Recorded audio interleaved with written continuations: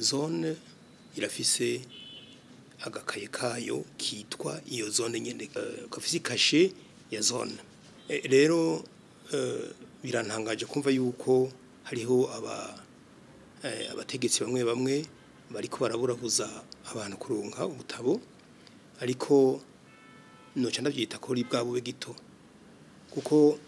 tukishiraho tujya dukaye twari tuzi impamvu kandi twari twaravyumvikanye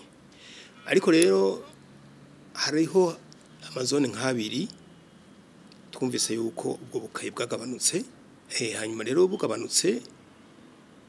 twaragikoze ibishoboka byose kugira ngo turonke iyindi nzira yo gukoresha ubwo bukaye na nico gituma ubwo twasanze bwaraheze ikiringo twarabwongereje ikiringo aho novuga nka mukanyosha ivyo rero vyarakozwe neza ariko birababaje cyane gose kumva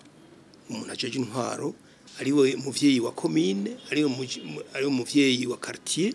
muvyeyi wa zone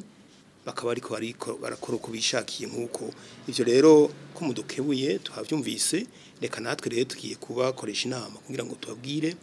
ko bubandanya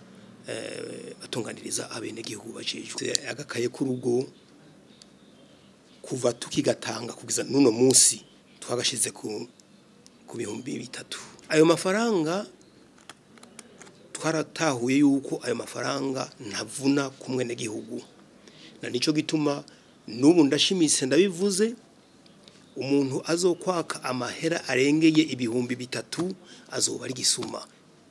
badufashe uyo muntu ariko aratangisha kuri ayo mafaranga arengeye tumumenye kugira ngo turabe akaye twomuha indero kuko abantu nk'abakeneye indero ya mbere twomuha no kumukura mu kazi ubu nta muntu azova mu kazi ngo acagenda yidegemvye kuko azoba yarononye ibintu byinshi cyane gose azova mu kazi acaza kuruhukira mu gasho abanze yumve ko hari kizira kuko umwene gihugu ugiye ku mwaka ibihumbi 5 canke narenga murumva azi yuko ari ibihumbi 3 gusa uwazo ariko araturengera nico gituma rero ibihano nk'ivyo mugabo gusa ikibi cy'abarundi mwebwe murafukafuka ibintu mugafukafuka tubwire vyature